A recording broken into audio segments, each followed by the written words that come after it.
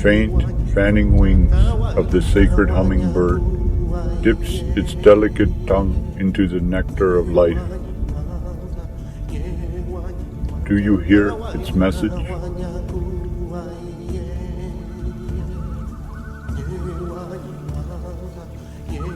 The solitary loon floats in the moon shadow, eerily serenading ancient cedars. Are you afraid of those woods, or hopeful? The hummingbird and the loon remind us of the wilderness enclosed within our souls. And the door you see in your sleepwalk. Will you go through it? Your cord is long. Your spirit animals are with you. You should.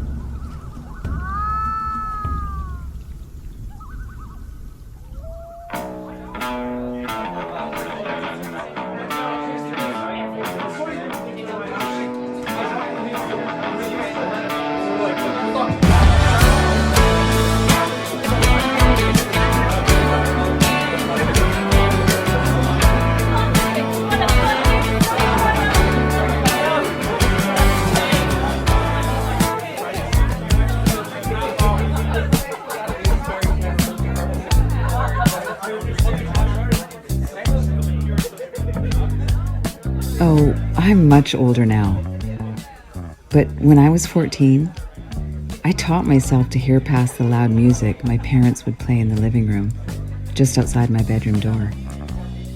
Instead, I focused on the adult conversations and maneuvering I could hear going on. It became an art, really. This happened a lot growing up. My parents were hippies and their friends were too. It seemed there was a party going on every night. But I especially liked to listen to Norm. I admit it. I had a crush on him. He was a member of a motorcycle gang and had this beard that was larger than his gentle giant size. He would sit there watching my stepdad roll the next joint. Most of the fried chicken he liked to eat would land in his beard, causing it to glisten with grease.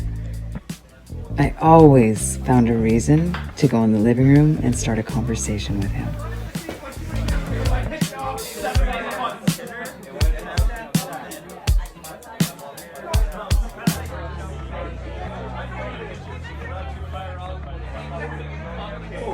Hey kiddo, how you been? Okay, I guess. Hey, can you play me that song on guitar like last time? Anything for you, kiddo. You want to get me your guitar, another cold beer? I'll play anything for you want, Angel.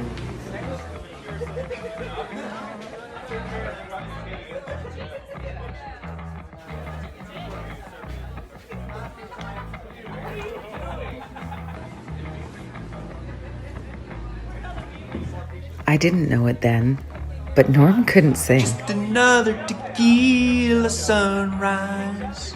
It didn't matter because I was mesmerized by his eyes and his beer and whiskey voice. I didn't even care about the chicken crumbs falling out of his beard and into the hole in the front of my cheap guitar.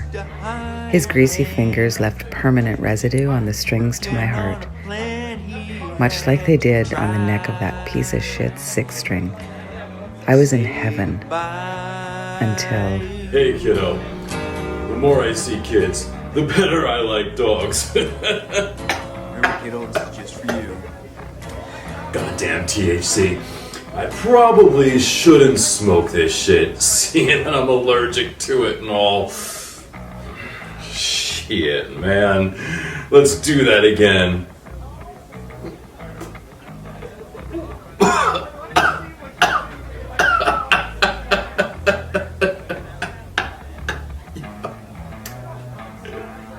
Did I ever tell you about how White Trash got his name? That damn cat. White as a ghost and always picking through the trash can. So I thought, White Trash. And you know, he actually answered to that name. Here, white trash. Here, white trash.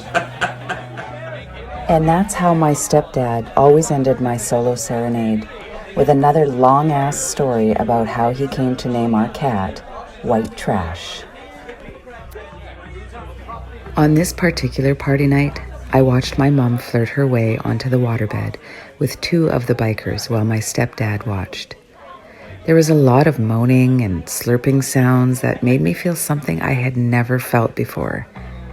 You know, down there. I must have watched for hours until they all passed out in a naked heap. I also fell asleep, but not without the visions of seeing my first real-life penis. I was amazed at how fast it got hard. Now, I would have to read that book my mom gave me called What Is Happening to Me.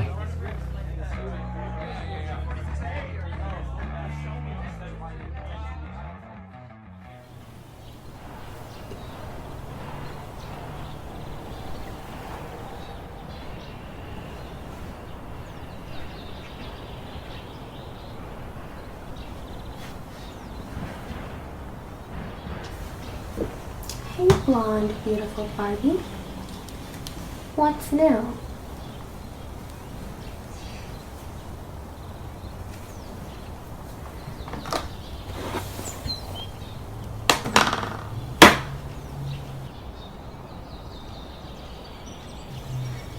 That's it. Where are the scissors?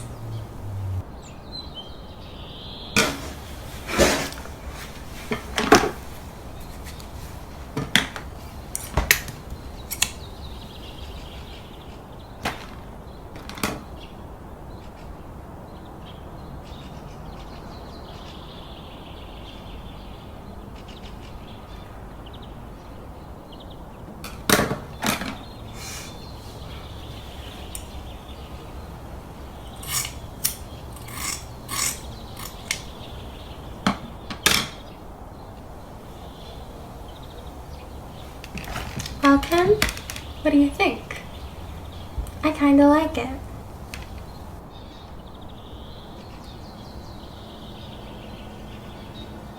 What did you do to Barbie's hair? I was trying to give Ken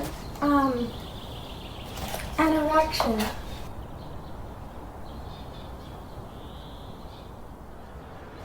Do they still call them parlors? I only knew it as my best friend's house. Her name was Starlla. I thought it was the most perfect name any girl could have. I actually spent more time at her house than my own.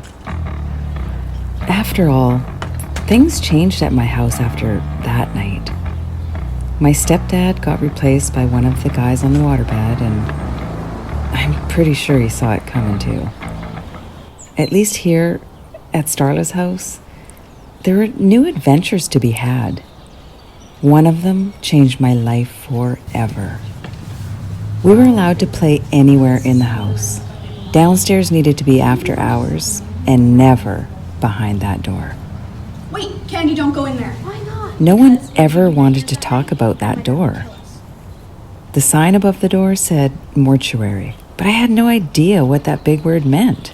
I must have passed it 1,000 times, and every time I asked, I got the same answer. Oh, nothing really. It leads to some other rooms, but they belong to my dad.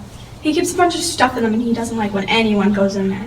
Wait, Candy, don't go in there. Why not? Because my dad would kill us, and it would give you nightmares at night. Who's there? Can I help you?